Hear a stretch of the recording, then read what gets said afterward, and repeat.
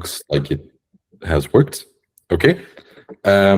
So then I can try to find your bio, but I actually don't think I need it because we know each other quite well. So it is today my great pleasure to host Professor Dr. Harrie Oosterhuis from Radboud University in Nijmegen for our very first ShareChat Machine Learning Seminar. Harrie has, a few years ago now, gotten his PhD from working with Maarten de Rijke at the University of Amsterdam. And since then, he's really done great work in the last few years, winning 3 Best Paper Awards in the span of just under 2 years, I think, which is really quite a feat. I think most of the work that Harrie does is on learning from user interactions in rankings and trying to de-bias these interactions in various ways, which is a very relevant topic to all of the work that we're doing at ShareChat and also Moj. So again, I'm very happy to have you here, Harrie, and the floor is yours. Yeah, thank you, Ulrich. Thanks for the invitation and for the nice introduction. I should say that I'm an assistant professor at the Radboud University. So in the Netherlands, I don't have the title professor. So if I call myself Professor Oosterhuis, that would be illegal over here. But I don't know in Scotland what the rules are, so maybe that's fine for you to do. What I'm going to do today is I'm going to talk about a specific journal paper that I published earlier this year, because it quite nicely covers this topic of counterfactual learning to rank. It ties a bunch of things together, and in presenting it, I can give you a nice introduction and overview sort of the state of the art. So what I'll do is I'll give a 2-part presentation. The first part is going to be a general introduction to counterfactual estimation. And the second part will be about counterfactual learning to rank, which is basically counterfactual estimation applied to the learning to rank setting. The reason I'm doing this is because I want to contrast the two, because before this work, there was quite a difference in the amount of options that you had when you were doing general counterfactual estimation. Basically, you have all the options that you see here, but in counterfactual learning to rank, you only had the option of inverse propensity scoring, really. That difference is no longer there. This work sort of bridges that gap, but to show you what the gap was, I want to go through both. Yeah, so let's get started. So what I'll do for the first part is I'll not talk about ranking, but I'll talk about the most simple setting that I could think of, which is single item recommendation. So the idea here is we have a bunch of time steps, and at each time step, we can recommend a single item to a user, and the goal is to maximize the total number of user interactions. So in this case, depending on your setting, a user interaction can be a click or someone watching a video or buying something. Doesn't really matter as long as it's positive, right? So we want to maximize these things. And to make this, the difficulty in this setting is that we're not doing this in an online way, but instead we have interaction logged using a production system policy. So we have a production system that's already interacting with users, and the user interactions that we get out of the production system are what we are able to use. So the real underlying question here is, how do we evaluate a new policy based on data gathered by a different policy? So as you can see, it's very much related to things like off-policy evaluation or optimization. Okay, so if I visualize that, it looks something like this, right? So on the left here, we have our interaction data. In this case, we have item B, which has one interaction, this is one interaction in our data set with item B from a user. And on the right, we have our policy. So our policy gives different probabilities to how likely they were to recommend this item to this user in this case. And the most straightforward thing to do here, like the first thing you might think of if you're unfamiliar with this setting is, well, if we've seen a user interact with item B, that's good. We want to maximize our interactions. So we should check how likely is this policy to also recommend B, because we know B is a good item. So the higher this probability, the better. So we just directly make a mapping from we see this interaction, how likely are we to make this recommendation? The problem with this setting, and that's why it's often called the naive form of estimation, is that it ignores the way that the data set was created. So if we actually zoom out a bit and think about how did we get this data set, then we might remember that there was a logging policy, right? The production system that decided what to recommend to the user. And that's the policy that decided item B should be recommended. And then the user interacted, and that's why we see the interaction. And if we take all this into consideration, we now see that actually the logging policy has a selection effect. So the logging policy decides sort of what item recommendations we have in the data, and that can have an effect that has an effect on our evaluation in this case. So in this specific scenario, the logging policy is very likely to recommend B. So we're very much likely to see a lot of B recommendation in our data set, but the new policy is very unlikely to do it. And this gives it a disadvantage because B is overrepresented in the data. So we are more likely to see interactions there. So basically, we shouldn't forget that the logging policy enacts a form of selection bias. It selects what sort of type of data points we're more or less likely to see. And that's why we shouldn't ignore this process when we're doing evaluation. So if we were to write that down formally, we could do it as follows, right? So here, this is what I would like to estimate. This is the expected reward. So I'm using R here for expected reward, pi for the policy, and then we have an expectation over context. So this is just whatever contextual information we have. Then for every action, so this is in our case a recommendation, the probability of this action under the new policy. So how likely is the policy that I'm evaluating to give this recommendation, and how likely is a user to interact with this item, given that we recommend it. So C here comes from click, but again, it doesn't have to be a click. So this is what I would like to know. This is basically tells me how many interactions can I expect under this policy.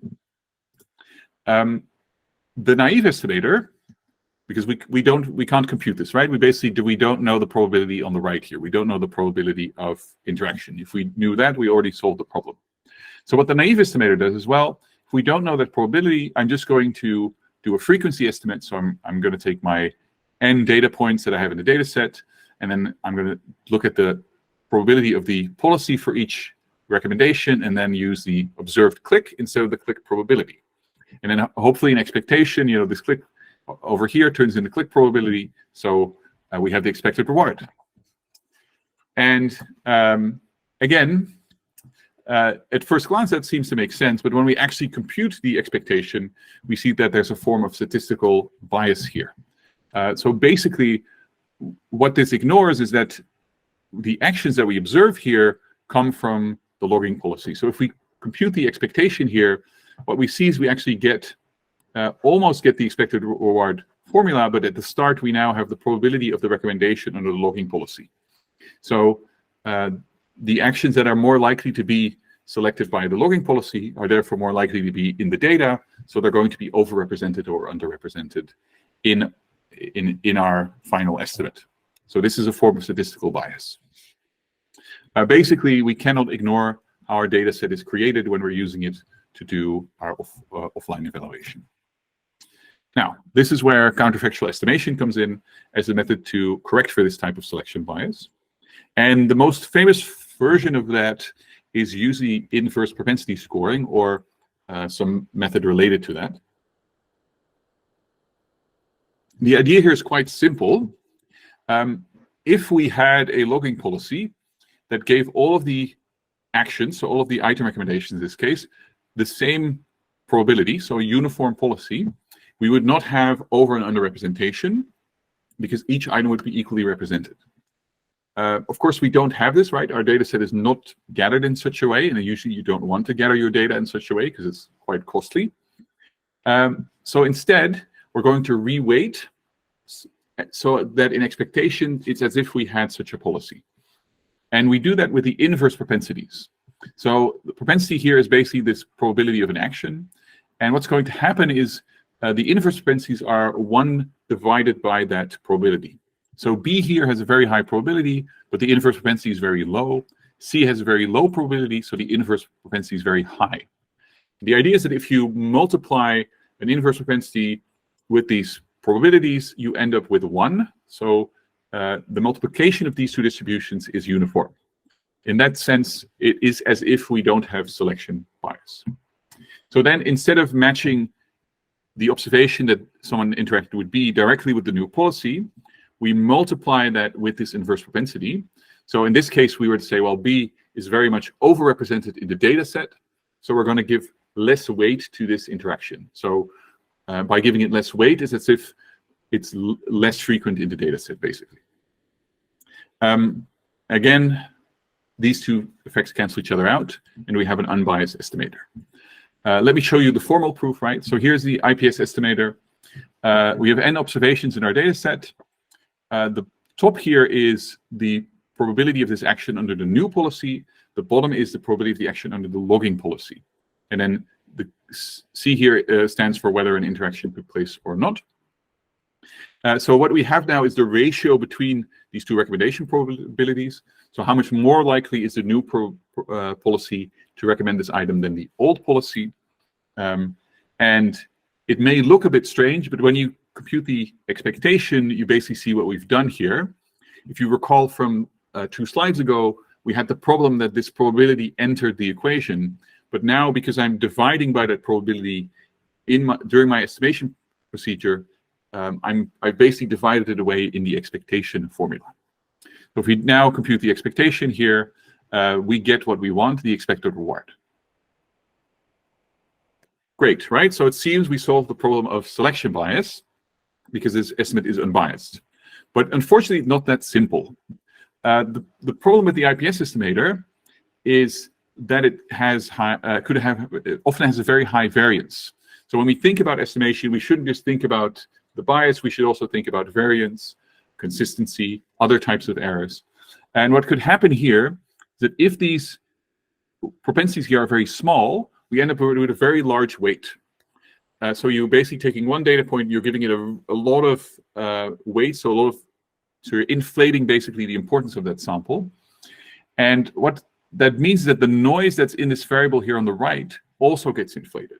So normally when you average, you take a lot of data points and you average them to get to take the noise away, basically. But this is the opposite. It's taking one data point and pretending like it's a lot of data points, which inflates the noise, which is where the variance comes from. So we have gotten rid of the bias, but if we're unlucky, and very often actually, we've got a lot of variance in return, and that variance can actually make things worse than the bias did. So very often we want to balance those. Luckily, there are other ways to do counterfactual estimation. And the next method I want to talk about is the direct method. Now, where IPS gets rid of all the bias but could introduce a lot of variance, the direct method goes the other way. We're going to get rid of almost all the variance, but we'll probably end up with it somewhere biased. What's the idea here? Well, very often we don't just have the data, but we also already have a model that can predict things. So we have some form of regression, basically. And I'm representing this here as a magic wand. Why a magic wand? That's because the direct method is agnostic to whatever this regression model is. So as far as the direct method is concerned, it's kind of like magic, right? We don't really know what it is, but we can use it to produce something. So this could be a model. This could be your, I don't know, your deep neural network or your random forest or whatever that can predict based on item features how good the item is, how likely it is to be interacted with. And that can give us a prediction for each of the items, right? So for all the items that we could predict, we can now see like how good do we think these are. I'm predicting these as, I'm displaying these as black clicks to indicate that these aren't real clicks, these are predicted clicks. So it's just the inverse of the other click I showed before. And the nice thing is now, because we have a prediction for each of the items, we can map them to all of the item probabilities of the new policy. So essentially, we don't have any selection anymore, right? We don't have to it's not that we only observe one of these interactions. We can just predict for all of the actions we needed, so we don't have the selection anymore. The downside, of course, is that I'm now completely ignoring all of the interaction data. So I don't have the selection problem, but I also don't have any of the interactions in here. And if we write it out formally, it looks like this, right? So here, I'm still using the data set for the contextual information. So that could be like what type of users show up, but not for the actions. So I'm not actually looking at what did we recommend. I'm just saying, okay, in this situation, of all the recommendations that we could do, what do we predict is the interaction probability?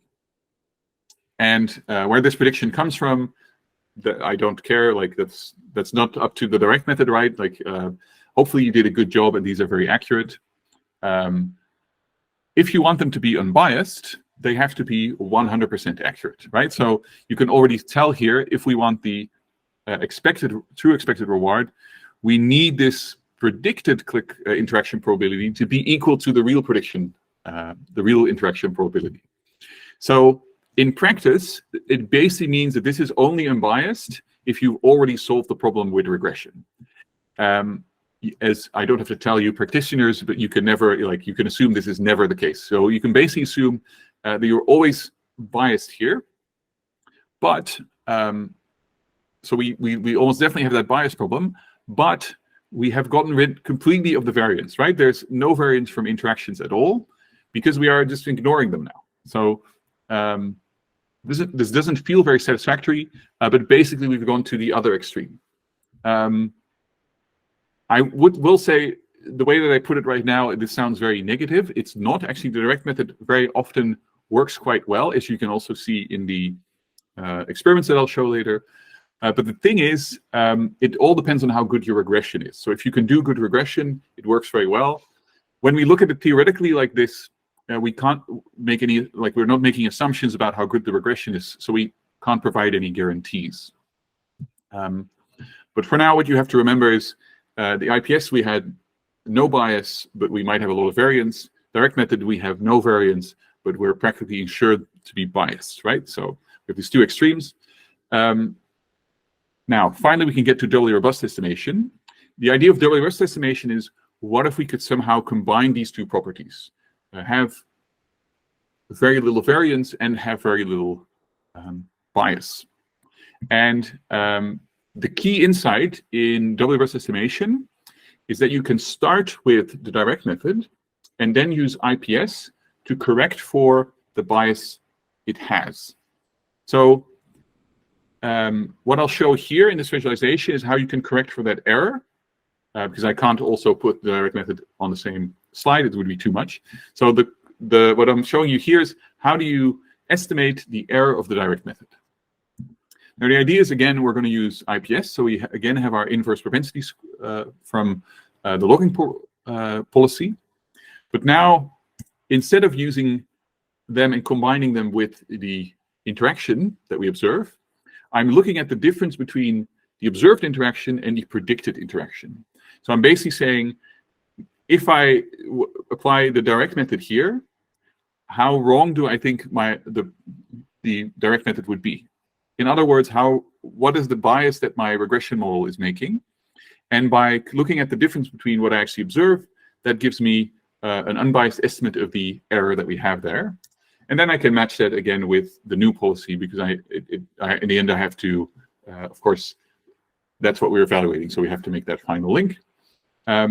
So this is basically IPS, but instead of just looking at the observed interaction, I'm also looking at the prediction. And it gives me the correction, an unbiased correction for the direct method. So this is what that looks like formally. Looks very complicated. It's actually very straightforward. We start here with the direct method, right? So if you remember, this is, if I use my regression model for predicting what I would think how good the policy is. Then the second part here, again, is the IPS estimator. If you recognize, we have the ratio between these two policies. But now here on the right, instead of just using the interaction, I'm looking at the difference between the interaction I observed and the interaction probability that we predicted. So basically so this is basically the error that we expect this first part to have. And by combining them, we can actually be unbiased. So before I continue, there's another way to write this. You can write this as a direct method plus the IPS estimator minus a covariate. where the covariance basically comes from this second part on the right. That's unusual. That's why I'm pointing it out now. But it's going to be very useful later. So you don't do this generally, but we'll see in the learn to rank case that it actually is very helpful. The reason it's called doubly robust is because this is unbiased if for each item, either the inverse propensity is correct or the regression estimate is correct. So either this probability down here or this predicted probability on the right here needs to be correct. That's easier to be unbiased than for either IPS or for the direct method. So for the IPS, all of the propensities need to be correct. For the direct method, all of the predictions need to be correct, the regression predictions. But now we have an OR relation. So for one item, we can have one correct. For the other, we have to get the other correct. So it's much easier to be unbiased.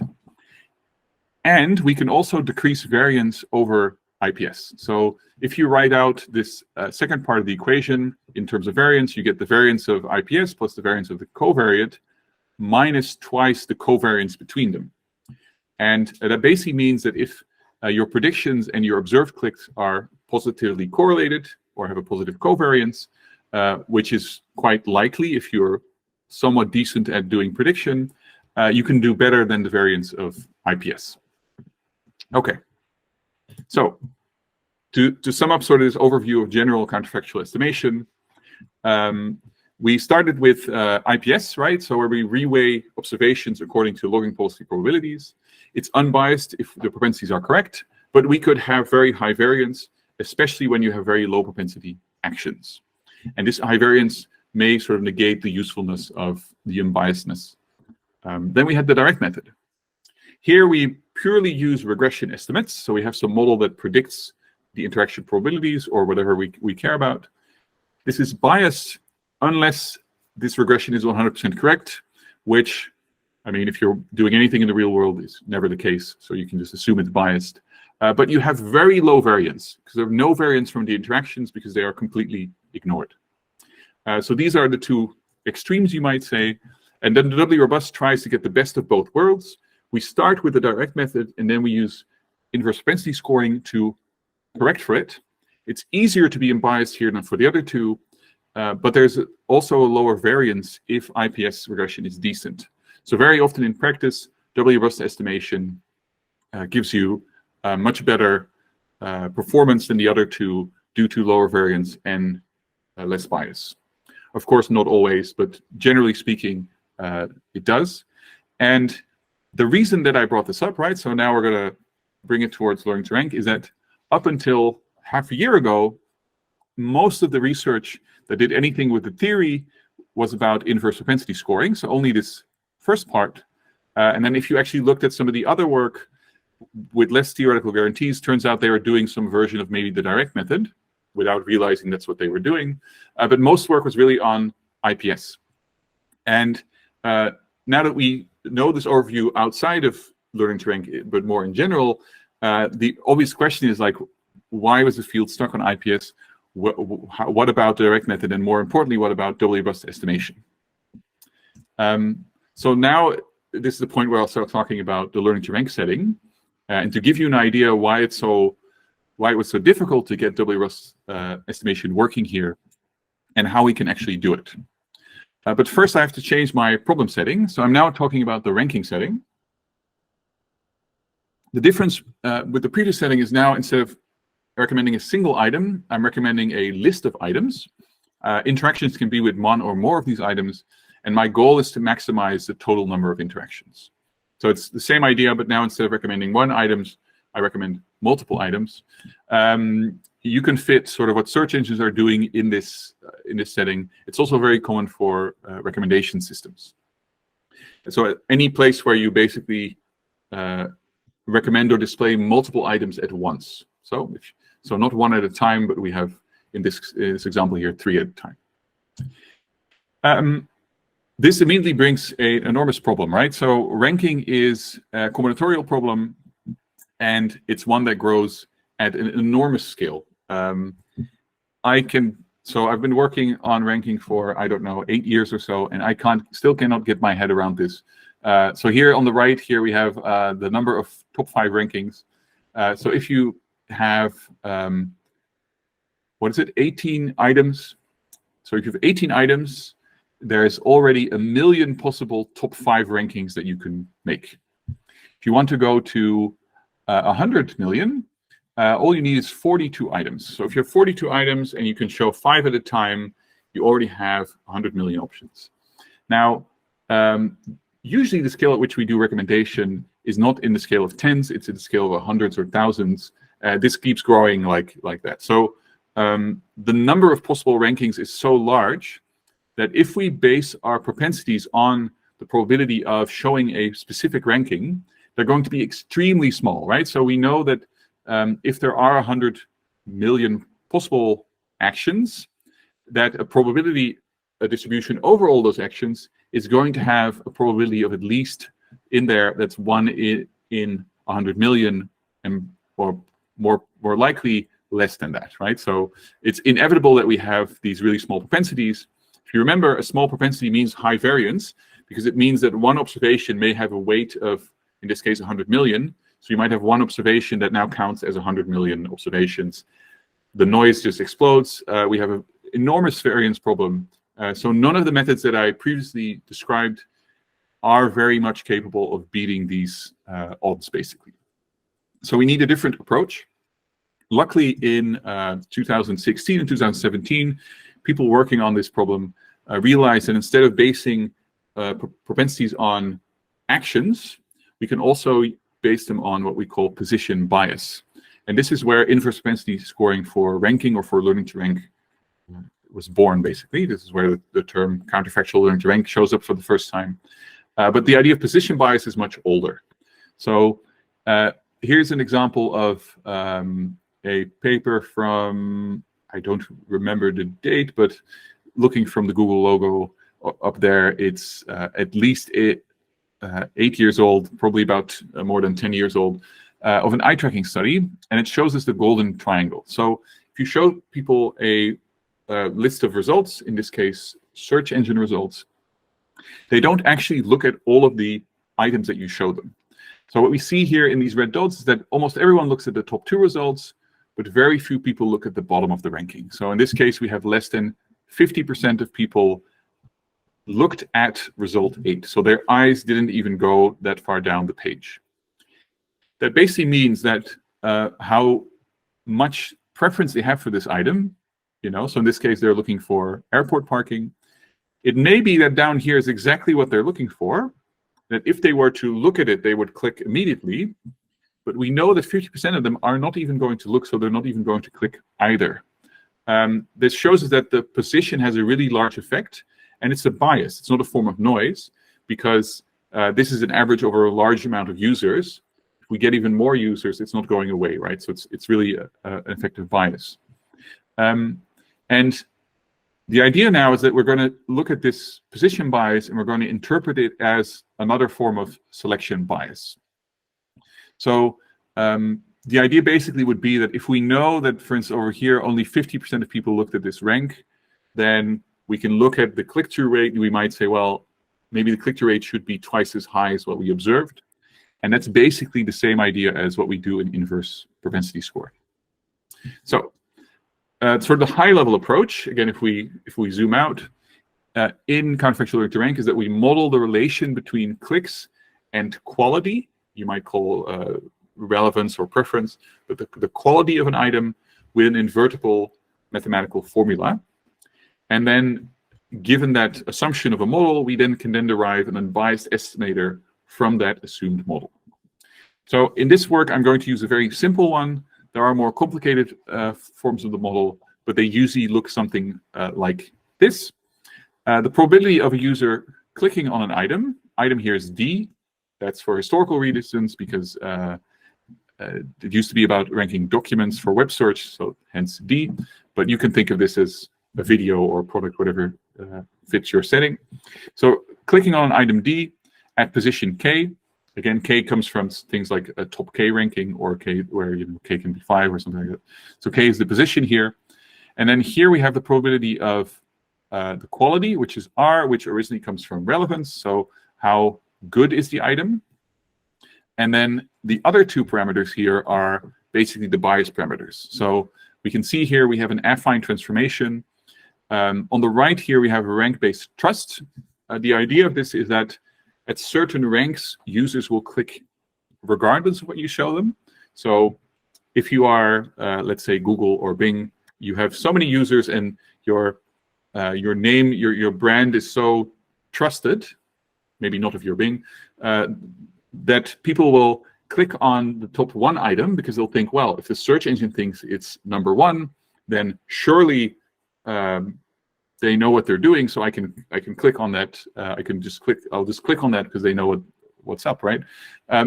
So regardless of what you show, there's some people that are going to click, and that's what this beta parameter captures. The alpha parameter here captures, given that an item is more or less relevant or better or worse, how many more or less clicks do you get?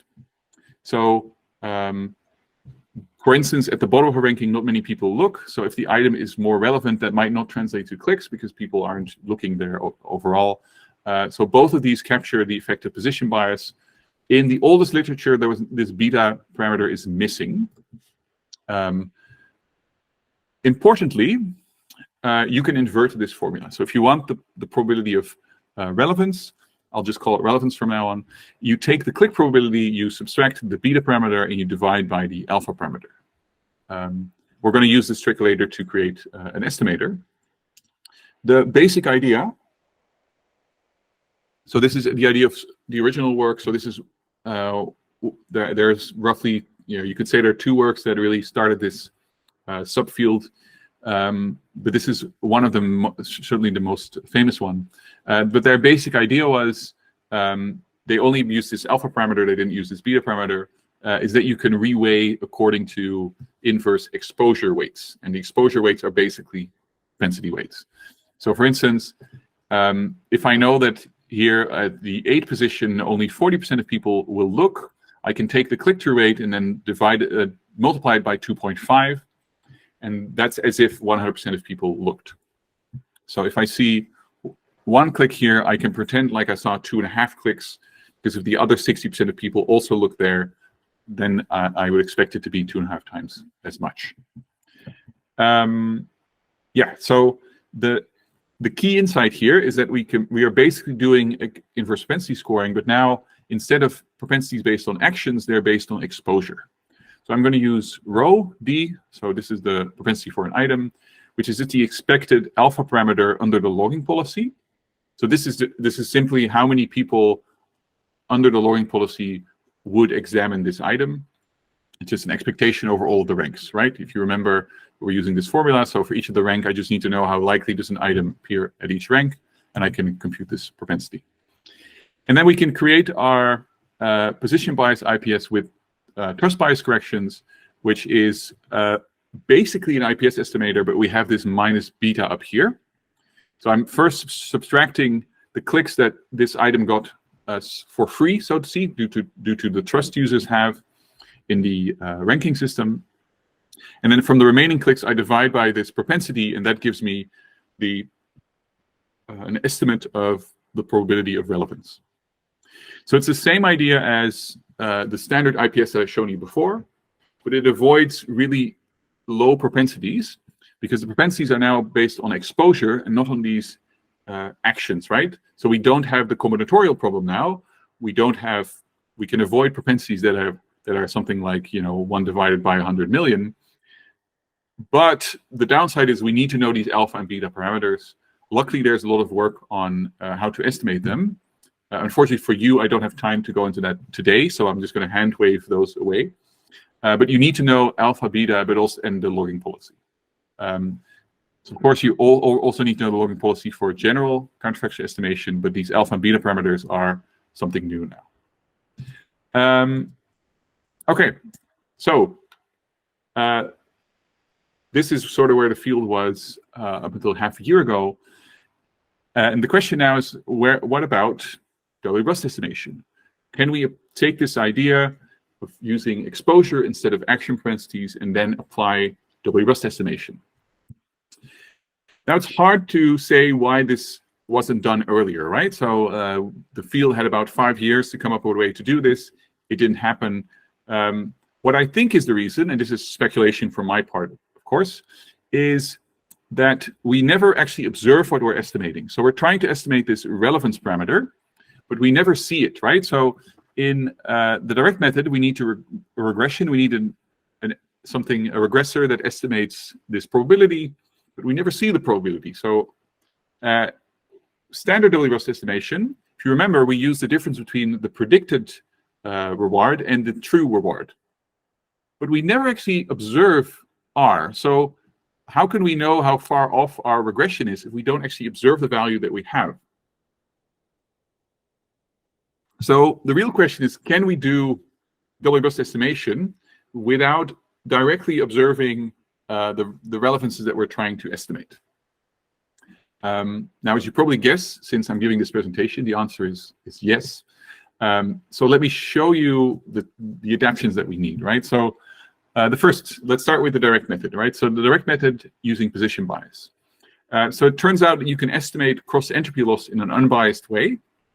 And what's the formula on screen here is something that I've introduced, but it's the first people that really came up with the underlying idea of doing unbiased cross-entropy loss estimation are the people down there on the right who did this about 4 years ago, or published about it about 4 years ago. If you remember cross-entropy loss, you want the real probability times log of the predicted probability in the binary case of both events. So here for the positive and here for the negative. And basically what we can do is use a form of IPS here, right? So over here, if you remember, click minus beta divided by propensity, that was just our IPS estimator for position bias. We know that in expectation, this turns into the probability of relevance. So in expectation, we have this part at least is unbiased. And interestingly, this is a difference between a click that you see, the observed click, and the click probability if there's relevance is 0. So this is like how many more clicks do you see than if this was completely irrelevant. And then here on the right, we want the opposite. We want the probability of not being relevant. And we basically have minus this part over here, right? So this is just a minus. But instead of 1, what previous work did is I plugged the alpha in here. That works because in expectation it's 1. I don't want to go into right now why that's a good idea or not. But basically, if you were to compute the expected value here, is you would have the cross-entropy loss. Here I've written out how the second part works. I don't think it's very important for now. But what does this mean? We can estimate cross-entropy loss unbiasedly, so we can thus optimize an unbiased estimate of the cross-entropy loss. So we can do regression while correcting for this position bias using clicks. So we can get regression of relevance just using clicks. So that brings us actually quite far. So this is where my insight came in, right? So what I realized here is that if you go back to the decomposition that I showed you at the end of the first part, is that all that we're missing at this point is a covariate, right? So like I said, usually you don't write it down like this, but when you do, you realize that we have a direct method, right? We can optimize regression unbiasedly. We can get a model that gives us unbiased prediction, meaning that it's optimized and unbiased loss, plus IPS, right? We already had IPS. This is the start of the field, basically. But now we can, if we have a covariate, all we have to do is subtract it, and we have a Doubly robust estimation. So now suddenly it seems like we're very, very close. If you recall, what we need from the covariate, it needs to have the same expected value as the direct method, because in expectation, this is unbiased, so these two should cancel each other out in expectation. And we want a high covariance with the IPS, because the high covariance gives us a variance reduction, if you recall. And what I came up with is the following. So this is the covariate part of the estimator. Again, we go over n data points. Here on the right, this is the estimate of the regressor. So this is what the direct method outputs. And down here we have the propensity, but up here we have basically the average. What this turns into together with these parts is the average propensity as we saw it in the data. So this is going to turn into a ratio between how much exposure did the item get in the data set and how much exposure did we expect it to get under our logging policy. So did this item get more or less exposure than we expected in the actual data sample that we observe, multiplied by the regression estimate. Now, if you recall, the rho here was simply the expected value of alpha. So if we compute the expected value, this just turns into rho. So we're left with what the direct method has predicted, and that's what we wanted, if you recall, right? These two need to cancel each other out. So we know that it's going to be unbiased. So in hindsight, these steps are all very simple. Of course, at the start, but the way that we got here was looked a bit strange when we looked at it from the start. So we have an unbiased estimate now. The question is now, does it have a high covariance? Now, something very interesting happens when you write out the formula, basically the formula up here, with this covariance estimate. So what we get now is our Doubly Rust estimator is the direct estimate of the item plus an IPS estimate. And the IPS estimate, again, uses an exposure-based propensity. But inside over here, what we're reweighing is now the difference between the click that we observed and the predicted click probability. If you remember, our model assumes that a click is alpha times relevance plus beta. So if we do minus of that, this is what we end up with. So basically, this is the error between the click that we predicted and the click that we observed. And by taking the difference in how many more or less clicks do we see in the data than we would have predicted using regression, we can then divide by our propensity to turn this into the error that we made in terms of relevance. And that is the error that the direct method has made. So that's why we're unbiased. So we're unbiased, but I was talking about the covariance. Sorry, I almost forgot. In terms of covariance, we can also see that if our model is accurate, like if we're good at predicting the relevance here, and alpha and beta are accurate, then the observed click and the click probability will have a high covariance, right? If we're good at predicting the clicks, then when we give a high probability, we're more likely to see a click, vice versa. So we can see here how the covariance works, because this is going to be more zero, basically, which reduces our variance. Okay, what can we prove here? So we still need alpha and beta to be accurate.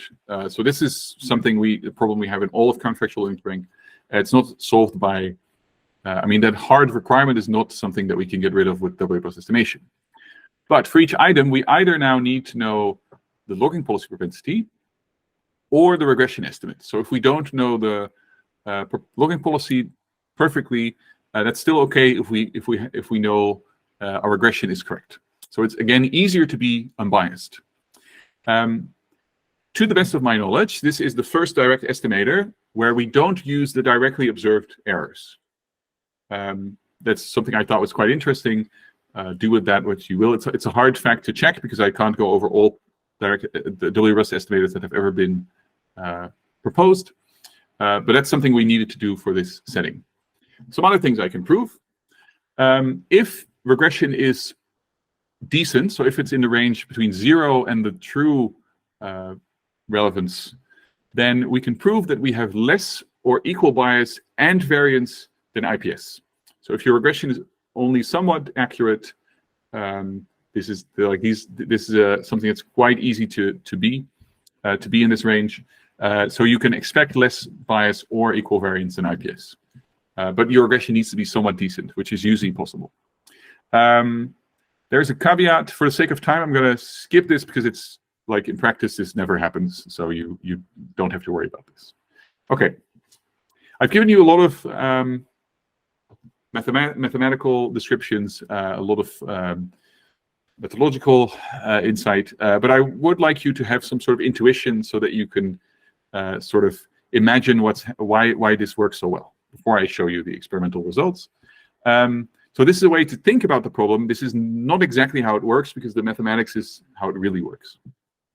But I think an important downside in inverse propensity scoring that's often overlooked is that when you gather the data, there's going to be some items that you never display. So here are, in this case, we can only show 4 items. So there are 4 items that are never displayed when we gather the data. We know that IPS is going to assume basically that these have 0 relevance. So they're never going to appear in the ranking. They're going to remain at the bottom. We're only re-ranking whatever we happen to display. This is a big source of variance, basically. If we use the direct method, we don't have this issue. We can re-rank everything however the regression model says we should, but there's no interactions involved. So we don't have this limitation, but yeah, we're not following interactions either. You can think of Doubly robust estimation as you start by following regression. You say, okay, what does regression say we should do? And then you look at the interactions. You say, okay, but now we're going to also look at the interactions. Can we correct the regression model based on the interactions? So it's like we're first following our regression model, and then we're following our interactions. And this means that for items that were never displayed during logging can still make it in the top, that we're using both sort of what regression says about data we're missing and what the interaction says about the data that we do see. Okay. Yeah, for the sake of time, I'll run you through the most important experimental results because it turns out it works very well. These results are based on simulations. Unlike you, I don't have an actual, real-life product that I can do tests in, but actually also has its merits because it means we can try different settings and different types of bias and such. I use commercial search engine data sets. These have relevance judgments, so experts have said these documents are relevant, these are not. And then I simulate clicks with positions and bias and noise. In this case, I'm trying to maximize the number of clicks in the new policy. So I'm not doing evaluation, I'm doing optimization. So I'm just optimizing those unbiased losses that we have. And yeah, that's all you need to know for now. So the first setting is a top 5 setting. We don't know bias, so bias is also estimated. So I don't know the alpha and beta parameters. I'm estimating them as well. And this is what we see. So here on the y-axis, these are the expected clicks on relevant items. So the expected number of times someone clicked, we expect someone to click and see something that they think is relevant. This is an important distinction because due to trust, people can also click and not like it in this model. And then here we have the number of queries in the data set. So this would be how much data do I have? So these are offline experiments. It's not that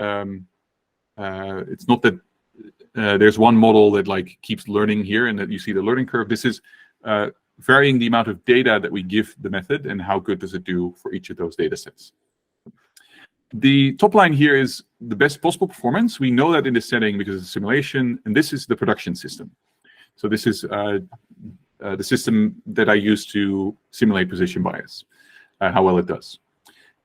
This pink line here is ignoring position bias altogether. As may or may not surprise you, it's not very well. Like you can improve over the system, but you converge early and converge on the wrong point. This is typical of bias. And this is inverse propensity scoring. So you could say this is the state of the art up until half a year ago. And in this top 5 setting, it doesn't do very well. So we know it's unbiased. We know that if we keep going, it's going to converge at the right place. It's going to end up here. But in this case, a billion queries, so a billion rankings in the data set is not enough to get there. So this is a variance problem. We know it's unbiased. This can only be variance. And yeah, that's it shows us how important variance is in this part. Then the direct method. So the direct method here, a regression model is trained on the same data. So it's using the same data as IPS. We don't have additional information here. But you can see it does much better, right? So again, remember this is a logarithmic scale. So these differences look small. They're actually enormous. And then we have the Doubly robust estimator, which does even better. And now what's important is, I think I can do that, right? So if you draw this, if you look at this distance over here, on the x-axis, you see that the performance that IPS reaches after a billion rankings, the Doubly robust method, so if I take the lower confidence bound, needs about 200,000 rankings. So that's an enormous difference. It's not something you see very often. It basically means you need less than 1,000 times the data. I can't say that this is going to translate to real-world improvements of this size, but most likely it will means it's a very considerable and significant difference, right? So this is not something using C. This is on the Yahoo data set. We also have the MSLR data set, which is based on the Bing search engine, and you see roughly the same trends here. So again, we need 1,000 times less data to reach that performance on the right. This is the Instella data set. So this is a Italian search engine. And here, interestingly, the direct method and the IPS perform roughly the same, but still Doubly Robust does much better.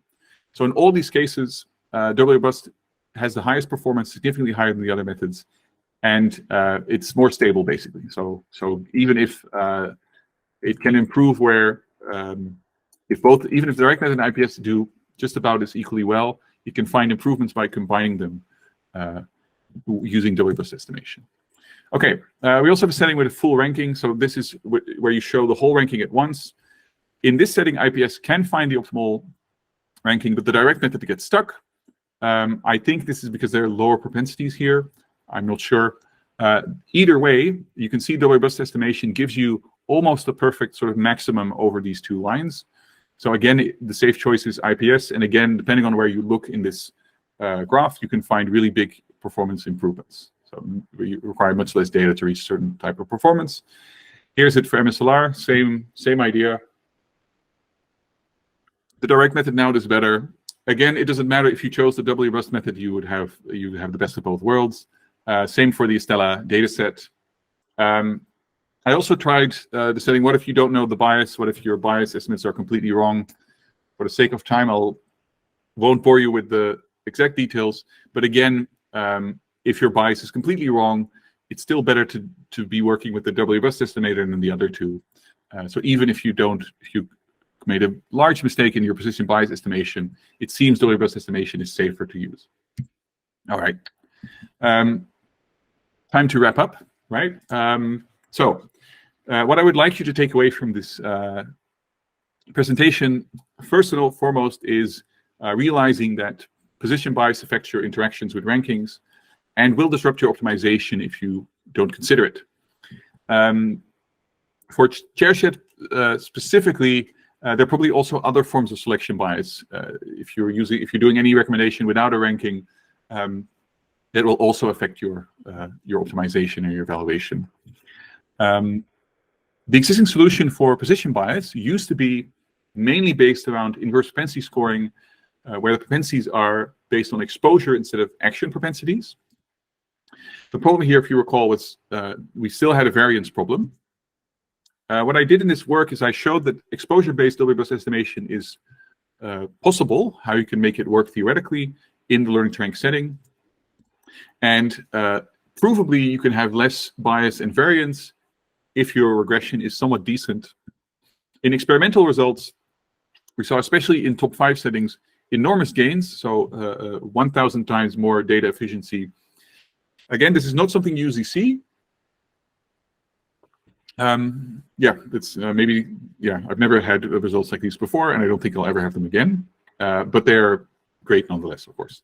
What that means, if we look at the big picture for counterfactual learning to rank, is that basically we have the state-of-the-art counterfactual estimation methods now available in counterfactual learning to rank. So we no longer have this gap of methods that we have in general counterfactual estimation, but that we didn't have a counterpart for in counterfactual learning to rank. These are now almost completely up to date, you might say. Yes, and with that, I will thank you for your attention. Here again is the link to the paper. I'll put the link in the chat as well. And thanks a lot for your attention. Yeah, I'll be happy to take your questions.